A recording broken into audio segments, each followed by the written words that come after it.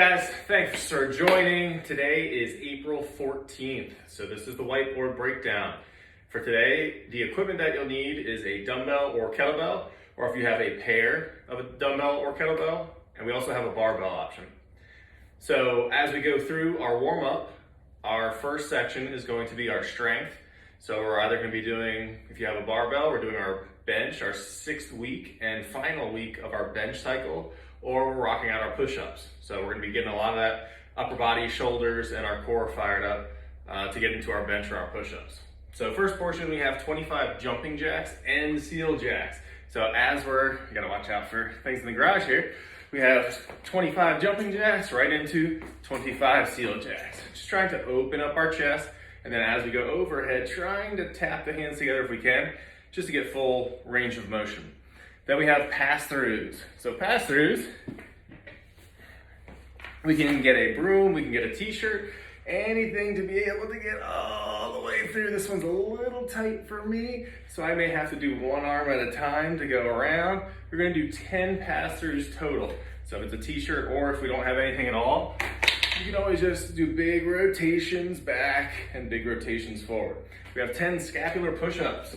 So we can either do these on the knees, just pinching the shoulder blades together and pushing away, or we can go up onto the toes, pinch, and push away. So keeping the elbows locked out, just manipulating those shoulder blades. Next one we have is thread the needle from the figure 4. So from here we're going with one hand under, big reach, shoulder to the ground, and then we're going to backhand in the opposite direction and repeat. And you're going to do 5 on each side, just getting a little rotation with our back. Next one, if you have small weights, like maybe 2.5 pounds to 5 pound weights, we're going to do some shoulder activation. So in a hinge, we're going to make our hands into these 3 shapes. We're going to go Y for 5 reps, then T's for 5 reps, thumbs facing up, and then I's for 5 reps. And then you'll do 2 rounds. Next one we have plank circles. So I'm in a tall plank position, doing big circles around my wrist. Okay, I'm gonna do these in each direction. As I go, I'm gonna try to get a little bit more and more over the top of my wrist so that I'm getting a little bit more of a stretch and a little bit more pressure on those wrists as I get closer and closer to that 10th rep. Then, activating my glutes here, driving into my heels, because in the bench, from here, I'm going to be squeezing my glutes. If I am on the bench, I'm going to be doing the same thing, driving to the heels, squeezing the glutes as I do my bench press. So we want to activate those glutes and get that core fired up. Last one we have is our push-up negative. So starting at the top, nice, slow, controlled, negative on the way down, and then driving out. If you can't push out of it, you can hit the knees on the way back up. To our strength, this is the last week of our bench and our push-up. So today the big focus is going to be trying to hit a new PR and set a new record for our bench or our push-up, whichever one we're shooting for today. So if you do have a bench set up, make sure that you have a spotter if we're going to be going all the way up, trying to create a new 1 rep max. Okay, if we get all the way to 100% or more, it's gonna be really dangerous to not have a spotter here. We do have a good video on how to self-spot with no clips and shake the weight off. But still, I wouldn't recommend going over your 1 rep max with no spotter at all. Okay, so just a heads up as I talk through this bench portion. So when we start with our warm-up sets and work all the way down, think about today's focus is 1 rep. So and we should always be doing this, every single time we do a rep, it's thinking about controlling our body, and we're going through our process for that 1 rep. So how we approach the bar, how we take it off, and keeping our body nice and braced as we do each rep here. So this is all just a warm up to that 1 set. So we have starting at 50%, we're working at 5, 60% at 3, 70% at 3 again, 80% at 2. Now we're starting to get to those heavy weights, and now we're gonna break it down to 1 rep, and we're just gonna continue to hit 1 rep and slowly increase the weight until we, hopefully today with our spotter, hit that PR for the day. If you do get a PR, give us a shout out and let us know. We want to celebrate your victory here today. With our push-ups, it's going to be the same focus. We're starting off with just some warm-up sets, building up to try to knock out a new max number. So starting off the day with one set at 20%, 90 seconds of rest, same at 35%, Then same at 40%.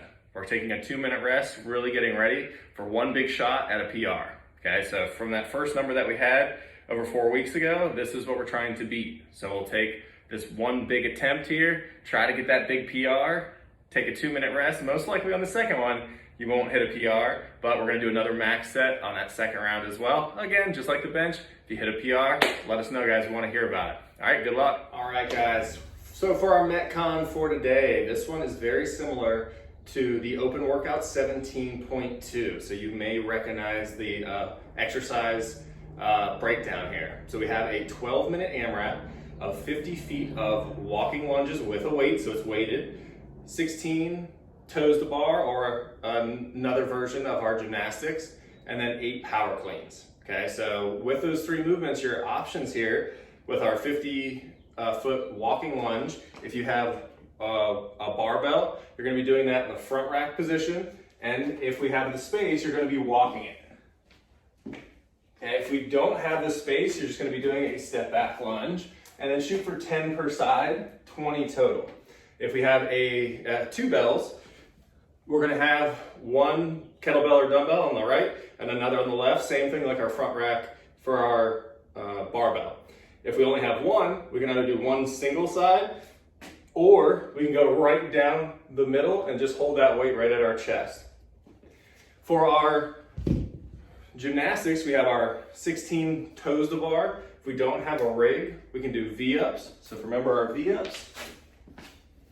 Lying flat, low back comes up, reaching for the toes. Okay, so if the V-ups are too tough, then we have sit-ups as an option there as well. For our last movement, we have 8 power cleans. So if we have a barbell, we're just going with nothing above 135 or 95, which is pretty heavy. So think about your weight selection. We do have a Metcon warm-up.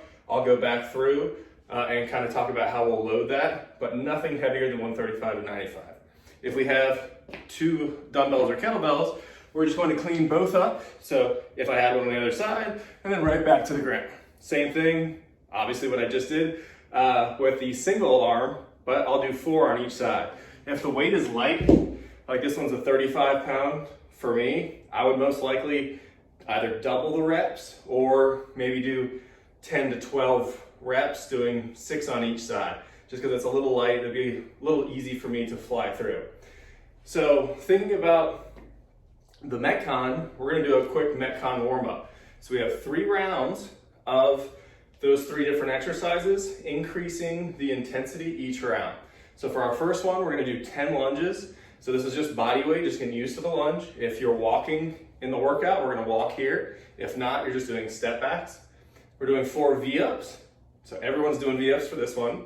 And then 2 power cleans, either with just an empty bar or with our kettlebell or dumbbell.